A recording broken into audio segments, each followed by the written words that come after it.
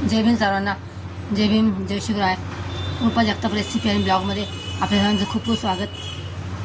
आता आपण इकडे काय करतोय, हे आहे आपण हे 3 दिवस ज्वारीचं पीठ, ज्वारी भिजत घातलेली आणि 3 दिवसानंतर थोडंसं सुकत घातली थोडीशी आणि नंतर आपण दळून घेतले मिक्सरमध्ये आणि त्याचं हे पीठ काढले. आणि तो पीठ काढल्यानंतर त्यानंतर आपला कोंडा भेटला आहे बघा. 1 वाटी कोंडा बघा. कोंडा ह्या कोंडा जाडसर कोंडा आहे ज्वारीचा. तर तो आपण आता त्याच्या आपण या भातोड्या करायच्या. खूप पौष्टिक असतात, त्यामध्ये खूप सत्व असतं. ज्वारीच्या जाडसर आहे बघा, जाडसर कोंडा आहे तो. पण आधी ह्या कोंड्याच्या भातोड्या करायच्या आपण. हा 1 वाटी कोंडा आहे बघा.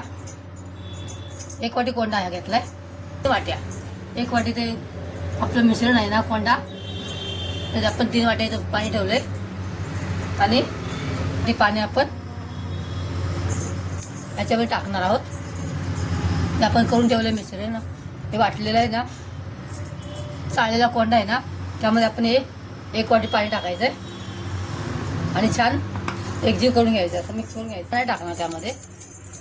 असं एकदम एकजीव करून घेतलं ना, मग त्यामध्ये गाठी होत नाहीत. मग त्याला उकळी आली ना की मग हे त्यामध्ये हळू होत आहेत. आपण उकळतं आहे बघा. त्यामध्ये आपण जिरं टाकायचं 1 चमचा आणि अर्धा चमचा पापडखार टाकायचं आहे.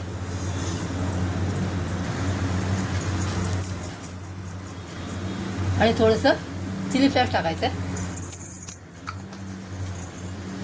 आणि 1 चमचा मीठ टाकायचं आहे. छान उकळी आली पाण्याला. आपण ते मिश्रण त्यामध्ये हळूहळू टाकायचं आहे बघा. आपण एका साईडला हलवत राहायचं आणि हे मिश्रण हळूहळू टाकायचं.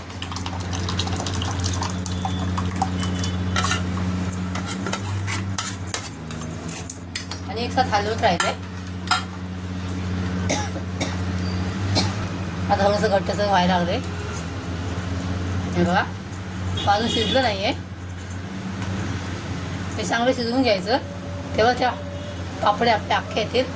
भात छान रटरटून शिजायला लागले. ते थोडं टाकण्यासारखं घट्ट पण झाले. अजून थोडं आपण 15 ते 20 मिनिटं झाली त्या शिजवून शिजवतो.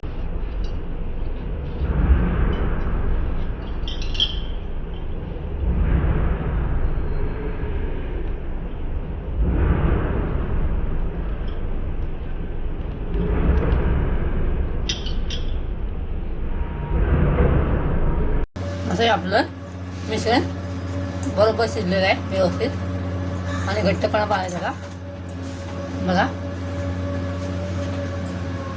कोटिंग पण आले वरती हे बघा. बरोबर कोटिंग पण आले त्याला हे बघा. पहिलं कसं होते बघा, हे जरा बरोबर झालं. आता आपण हे थोडंसं थंड होऊ द्यायचं आहे, पण आपण हे प्लास्टिकच्या कागदावर टाकणार आहोत. बघा हे आपलं मिश्रण बऱ्यापैकी थंड झालेलं आहे. बरंच थंड झालेलं आहे, खूप थंड झालेलं आहे. तसं टाकत जायचं फक्त बस. छान आपलं मिश्रण शिजलेलं आहे. असं आपण सर्व भातोड्या टाकून घेऊया.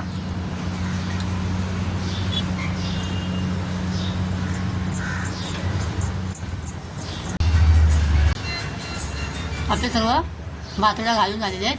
2 दिवस कडकडीत उन्हामध्ये हे कोंड्याचे पापड सुकवलेत बघा आणि एकदम छान मस्त सुकवलेत बघा. एकदम चमकतात पण बघा, चमकतात पण एकदम. आपण आता हे फ्राय करून बघूया. ठेवले त्यामध्ये आपण पापड फ्राय करूया.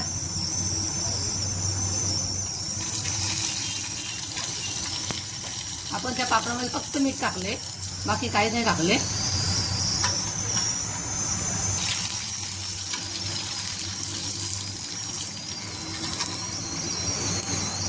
बघा सुंदर असे पापड, कोंड्याचे पापड बघा. फक्त कोंड्याचे पापड आहेत हे, ज्वारीच्या कोंड्याचे. ज्वारीचे पापड आपण करून केलेले आणि ते चाळून निघाला कोंडा, त्याच्या पण हे पापड बनवले. हे पापड एवढे सारे तळून फ्राय झाले.